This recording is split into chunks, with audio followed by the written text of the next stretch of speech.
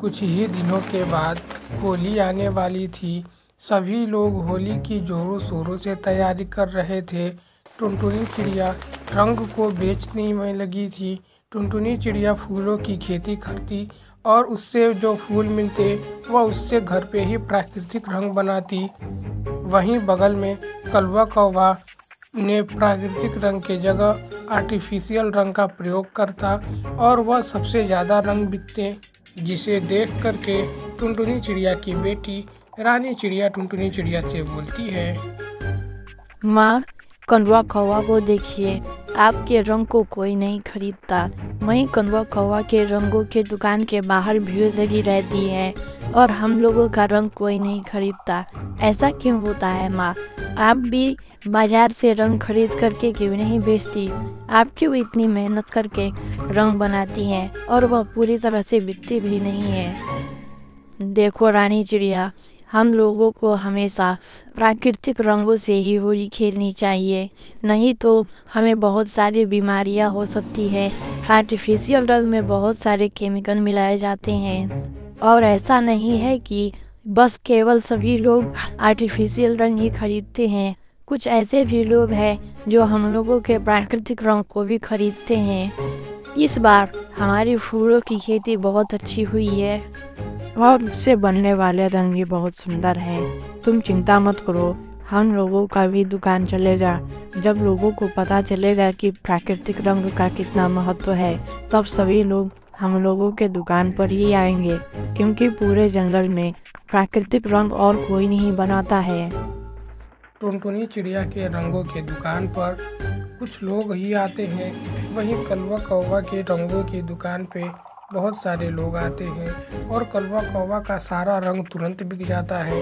एक दिन कलवा कौवा टुनटुनी चिड़िया के घर आता है और बोलता है, टुनटुनी चिड़िया, तुम क्यों इतनी मेहनत करती हो? पहले फूलों की खेती करती हो, फिर उन फूलों को घर पर ला कर के रंग बनाती हो। इतनी मेहनत करने की क्या ज़रूरत है? चलो मैं जहाँ से रंग खरीदता हूँ वहीं से तुम्हें भी रंग दिला दूँगा। तुम उसे ला कर के यहाँ पे ज़्यादा दामों पे बेच सकती हो। इससे तुम्हें बहुत ज़्यादा फ़ायदा होगा और मेहनत भी कम लगेगी। नहीं कलवा कौवा, मुझे पता है तुम जो रंग बेच रहे हो वह आर्टिफिशियल है और उसके इस्तेमाल से बहुत सारे लोगों के एलर्जी हो जाएगी।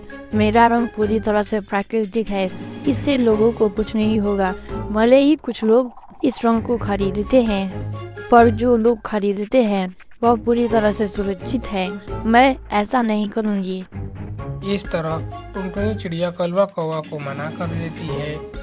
अगले दिन जो भी लोग कलवा कौवा के रंग से होली खेलते हैं, सभी के सभी बीमार पड़ जाते हैं और वहीं टुनटुनी चिड़िया के रंग से होली खेलने वाले सभी लोग ठीक रहते हैं। कबूतर मौसी मिट्ठू तोते के घर पहुंच जाती है और उससे पूछती है, अरे क्या बात है, कल तो बहुत अच्छे से होली खेल रहे थे, उछल उछल के रंग लगा रहे थे, अब क्या हुआ? अब बिस्तर पे कैसे पड़ गए? अब मैं क्या बताऊँ आपको कबूतर मौसी। मैं जैसे ही कलवा कौवा के रंग से होली खेला, मेरे पूरे बदन में खुजली होने लगी।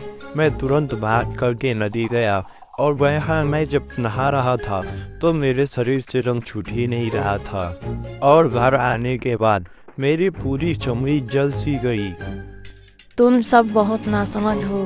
तुम लोगों को हमेशा प्राकृतिक रंगों से ही होली खेलनी चाहिए जो टुनटुनी चिड़िया बनाती है। तुम लोग अभी जवान हो, तुम लोगों को क्या पता प्राकृतिक रंग की कीमत क्या होती है। खुद को देखो, तुम लोगों ने रंग से होली खेला और तुम सब बीमार पड़ गए।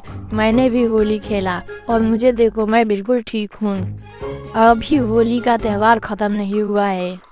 जा करके टुनटुनी चिड़िया से रंग खरीदो, उसके बाद होली खेलो और अपने सारे दोस्तों को भी बोल देना कि वह जा करके टुनटुनी चिड़िया के यहाँ से रंग खरीदे, अगर उन्हें होली खेलना है तो।